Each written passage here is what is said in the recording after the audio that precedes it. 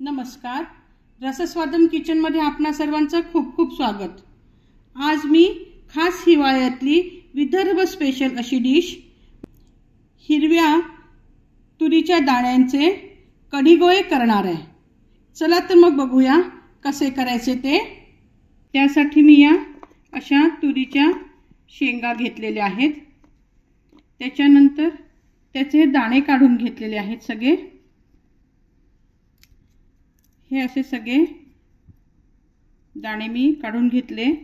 हे माझे दाणे 150 ग्राम भरलेले आहेत आणि एक वाटी भर आहेत। त्याच्यासाठी मी इकडे कढीसाठी म्हणून 1 वाटी भर म्हणजे 200 ml आंबट दही घेतलेला आहे। गोळ्यांना आणि कढीला लावण्यासाठी बेसन, त्याच्यानंतर फोडणीसाठी तेल, मोहरी, जिरं, हळद, तिखट, धणेपूड, मीठ, हिंग हे जे आपलं नेहमीचं सामान असतं फोडणीचं ते। त्याच्यानंतर कढी म्हटलं की थोडासा मेथीदाणा चिमूटभर आलाच। त्याच्यासाठी अजून 1 गाठा मी लसूण घेतलेला आहे। 2-3 हिरव्या मिरच्या आहेत, थोडीशी बारीक चिरलेली कोथिंबीर वरून पेरण्यासाठी आणि थोडीशी गोळ्यांमध्ये टाकण्यासाठी, काही कढीपत्त्याची पानं अशी काढून घेतलेली आहेत। फोडणीसाठी लाल मिरच्या आहेत। चला तर मग आता आपण आपल्या कृतीला सुरुवात करूया। मी 1 चमचा, छोटा चमच्याने 1 चमचा तेल घातलेला आहे।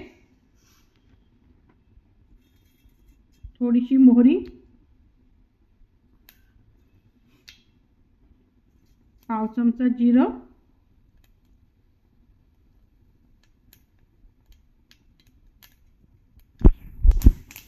8 ते 10 लसणाच्या पाकळ्या,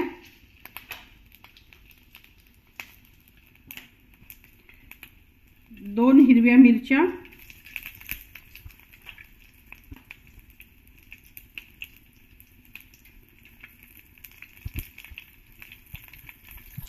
अर्धा इंच आलं,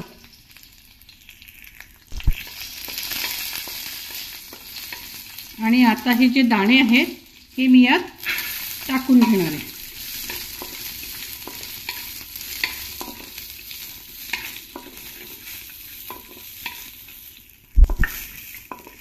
मंद आचेवर 5-1 मिनिटं परतून घ्यायचं। हा जो आहे थोडासा गोडलिंब हा पण मी यात घालते,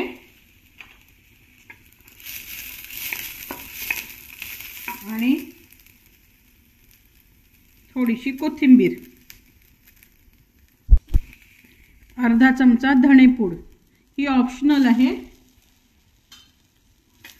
कारण कोथिंबीर टाकली आहे तुम्ही डायरेक्ट, त्यामुळे धणेपूड नाही घातली तरी चालते। धणेपूड घातली, कोथिंबीर नाही घातली तरी चालते, 2 पैकी 1 काहीही चालतं। आता तुम्हाला लसूणही दिसत असेल, आपला थोडंसं झालेला रंग बदलला लसणाचा, पण लसणाचा कच्चटपणा निघून गेला आहे। दाणेही छान परतून त्यांचाही कच्चटपणा निघून गेलेला आहे। आता याला आपण मिक्सरमधनं बारीक करून घेऊया। हे मिक्सरच्या भांड्यात आपण हे सगळं काढून घेतलंय।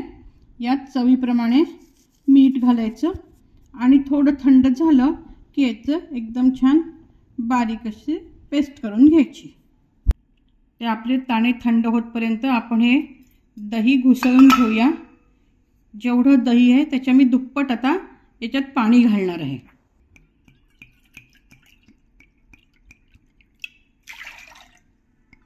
याचं आपल्याला पातळसं ताकच करून घ्यायचं आहे।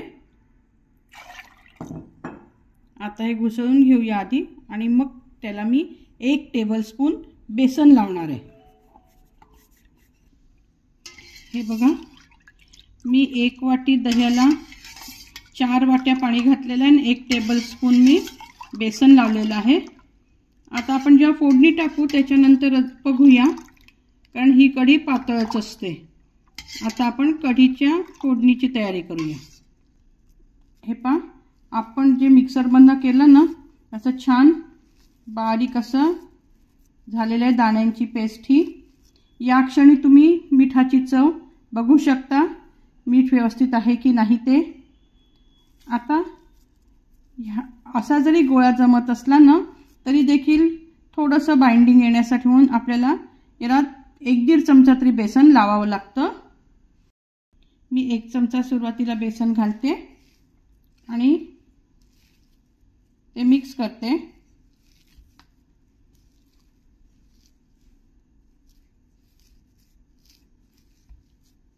या बेसनाचा अंदाज एक्झॅक्ट सांगता येत नाही की 1 चमचा 1.5 चमचा किती लागेल ते, कारण अति पण बेसन व्हायला नको, नाहीतर ते असे घट्ट गोळे होतात आणि कमी झालं तर गोळे फुटायची भीती असते। अजून थोडंसं बेसन लागेल असं मला वाटतंय। 1.25 चमचा मी बेसन यात घातलेलं आहे। आता अगदी थोडंसं तेल मी हातावर घेते बघा आणि मी याला असं लावून घेते। आता हे जे आपलं जे आपण सारण हे जे मिश्रण तयार करून ठेवलंय ना, हे आपण 15 मिनिटं तरी असंच एका साईडला ठेवून द्यायचं। म्हणजे काय, ते गोळ्यांसाठी हे आपलं मिश्रण मुरू द्यायचं असतं। हे 15 मिनिटं आता एका बाजूला आपण ठेवून देऊ। हे पहा, मी 2 चमचे तेल घेतलंय कढईत, अर्धा चमचा मोहरी आणि अर्धा चमचा जिरं, 1 हिरवी मिरची, 1 चिमूट मेथी दाणा,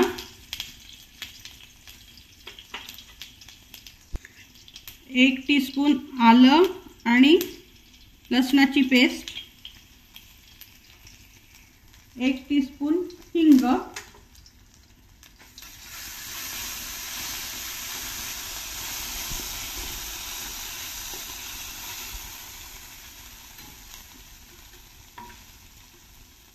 पाव चमचा हळद आणि ह्याला मस्त आता आपण जे ताक तयार केलेलं आहे कढीचं त्याच्यात घालणार।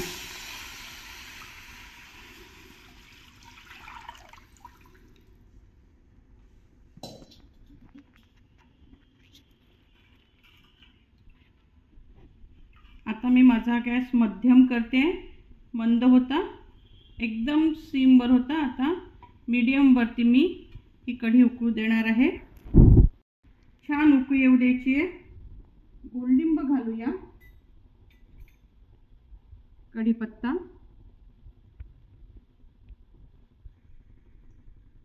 हे बघा आता आपल्याला आपली कढी किती घट्ट आणि पातळ हे आता आपल्याला बघता येईल। आणि ही उकळी येतपर्यंत, कढीला छान उकळी येतपर्यंत हे असं आपल्याला ढवळत राहायचं आहे, नाहीतर बरेचदा कढी फुटते। आणि कढीला उकळी आल्यानंतरच आपल्याला मीठ घालायचं, त्याच्या आधी कढीत मीठ नाही घालायचं। तुम्हाला जर साखरेची चव आवडत असेल तर तुम्ही साखर यात 1 टीस्पून घालू शकता। हे पहा, आता आपल्या कढीला उकळी यायला सुरुवात झाली आहे, पण मला असं वाटतं की यात थोडंसं अजून पाणी टाकावं, कारण गोळे टाकल्यानंतर ती घट्ट येते। अर्धी वाटी मी यात आता पाणी घातलेलं आहे। तसं पाहिलं तर कढी गोळ्याची रेसिपी ही विदर्भात खूप कॉमन आहे, कारण तुरीच्या शेंगा निघाल्या की तुरीच्या दाण्याचा भात, तुरीच्या दाण्याची आमटी, तुरीच्या दाण्याचे कढी गोळे हे सगळ्यांकडेच होत असतात। फक्त थोडाफार फरक असतो करण्याच्या पद्धतीमध्ये आणि हाताच्या चवीमध्ये। आता उकळी आलेली आहे, आता आपण यात चवीप्रमाणे मीठ घालू शकतो। आणि आता त्याला चांगली खणखणीत उकळी आली की आता मी गोळे तयार करून घेते आणि गोळे मग कढीत सोडते। चवीप्रमाणे मीठ घालते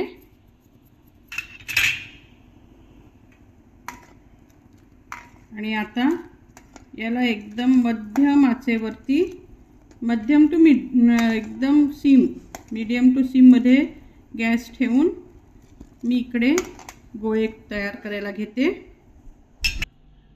गोळे तयार करण्यासाठी मी हाताला थोडंसं तेल लावून घेतलं आहे, म्हणजे हाताला ते चिकटणार नाही। आणि हे असे मी गोळे तयार करून घेते। तुम्ही हे लगेचच असंही टाकू शकता किंवा तयार करून ठेवून दिले आणि मग कढीत टाकले तरी काही हरकत नाही। आता मी सगळे आधी तयार करून घेते। आपण आता हे सगळे तयार केलेले आहेत गोळे। आता आपल्या कढीला उकळी आलेली आहे, त्यात आपण हे आता घालणार आहोत।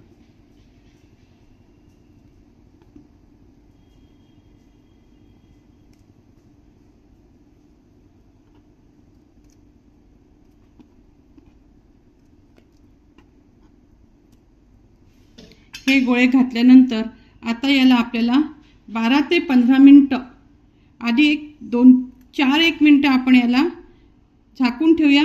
4-5 मिनिटांनंतर काढू, मग 1 चमचा देऊ आणि मग परत त्याला झाकून ठेवायचं आहे। मी 5 मिनिटांनंतर तुम्हाला दाखवते। हे बघा 5 मिनिटं झाले, आपण झाकण काढूया। आपले कढी गोळे आपण जे टाकले होते त्याच्यापेक्षा आता ते फुगले आणि आता आपण चमचा याच्यासाठी करू कारण आता ते सेट झाल्यामुळे आता ते फुटणार नाही। आता या क्षणी तुम्ही आपल्या कढीचा थिकनेस बघू शकता, कारण आता अजून त्याला आपण कमीत कमी 10 मिनिटं तरी मंद आचेवर शिजू देणार आहे।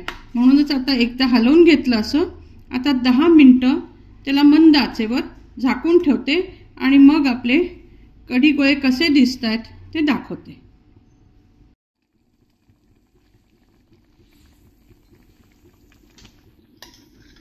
हे पहा आपले कढी गोळे 10 मिनिटं झाले, छान झालेले आहेत। हे पहा गोळ्याचा आकार बघा तुम्ही, छान मोठा झाला आहे आणि थिकनेस बघा आपला मगापेक्षा कढीचा छान वाढलेला आहे, जाडसर झालेले आहे। आता आपले कढी गोळे तयार आहेत, पण शेवटची एक गोष्ट म्हणजे याच्यावर सुंदर एक आपल्याला तडका द्यायचा आहे। चला तर आपण आता तडक्याची तयारी करूया। हे पहा आता यात आपण तेल घेतलंय, मोहरी तडतडली। हे पहा आता आपली मोहरी तडतडायला लागलेली आहे। अर्धा चमचा छोटा टीस्पून हिंग, लाल मिरची, ही माझी काश्मीरी लाल आहे आणि ह्याच्यामध्ये हे तिखट, यात माझं तिखट हे अर्ध साधं तिखट आहे आणि अर्ध काश्मीरी लाल तिखट आहे। ही फोडणी आपल्याला आता या कढी गोळ्यांवर घालायची आहे।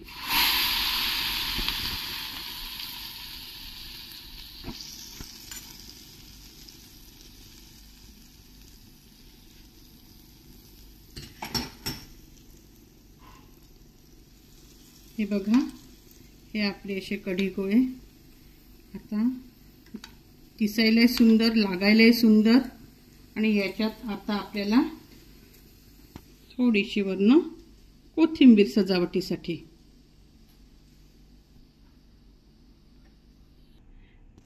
आपले कढी गोळे तयार आहेत। हे कढी गोळे तुम्ही भाकरी बरोबर, पोळी बरोबर, भाताबरोबर, कशाही बरोबर खाऊ शकता, फार सुंदर लागतात। विदर्भ स्पेशल हिवाळ्यातले हे तुरीच्या दाण्याचे कढी गोळे तुम्ही करून बघा, ह्याच पद्धतीने करा आणि तुम्हाला जर आवडलं असेल तर मला प्रतिक्रियांनी कळवा। माझ्या या व्हिडिओला आपल्या मित्रपरिवाराबरोबर शेअर करा आणि त्यांनाही सांगा याला लाईक करायला आणि माझ्या या चॅनलला सबस्क्राइब करा। धन्यवाद।